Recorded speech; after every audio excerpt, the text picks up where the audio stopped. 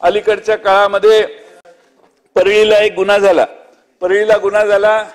दुपारी त्या कार्यकर्त्याच्या घरी माणसं गेली, भांडण काढलं, 2-4 जण गेली, परत आली, परत 15-20 जण गेली, जाऊन गोळ्या घातल्या.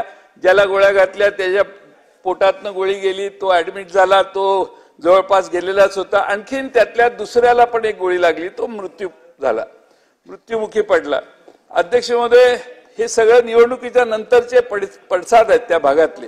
आणि त्यामुळे अध्यक्ष महोदय त्या ठिकाणी नक्की गुन्हा कसा झाला आणि काय झालं याचा अभ्यास जर केला तर अध्यक्ष महोदय त्याचा जो चुकून वाचला गोळ्या लागून त्याचं जवळपास डाईंग डिक्लेरेशन देखील त्याने दिलंय. त्यांनी नावं घेतलेली आहेत. त्या सगळ्यांच्यावर आपण काहीतरी कारवाई करणं आवश्यक आहे अध्यक्ष महोदय. शेवटी तिथं बबन गीते नावाचे हे ग्रस्त आहेत, ते तिथं नव्हतेच, पण त्यांनाही त्या गुन्ह्यात घेतलेलं आहे.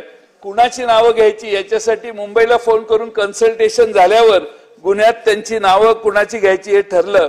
अध्यक्ष महोदय, आणखीन एक कुंडलिक खाडे साहेब आपल्या शिंदे गटाचाच अध्यक्ष आहे तिथं बीडला.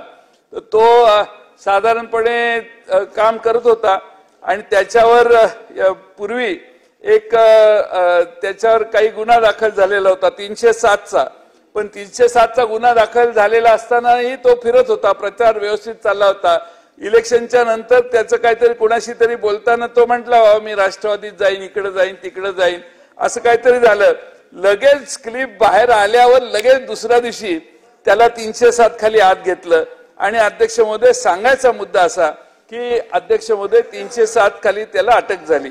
अध्यक्ष महोदय, मुद्दा अटक करण्याबद्दल नाहीये. मुद्दा काय आहे की तो बरेच दिवस 307 खाली असताना आरोपी प्रचारात होता. प्रचार झाल्यानंतर, निवडणुका झाल्यानंतर तो कोणाशी तरी बोलताना क्लिप व्हायरल झाली, त्यातला सबस्टन्स बाहेर आला आणि ताबडतोब त्याला अटक करण्यात आली. अध्यक्ष महोदय, खरं म्हणजे मुद्दा एवढाच आहे की तो कोणत्या पक्षात आहे, तो कुठं जाणार आहे एवढ्याविषयी याच्यानंतर तो इकडे चाललाय तिकडे चाललाय म्हटल्यावर लगेच त्याच्यावर ऍक्शन होणं हे अध्यक्ष महोदय वन साइडेड आहे असं मला अध्यक्ष महोदय या ठिकाणी वाटतंय. आज माझ्याकडे 2च मुद्दे आहेत, जास्त वेळ घेणार नाही मी अध्यक्ष महोदय. कारागृहातली महागाई, महाराष्ट्रातल्या कारागृह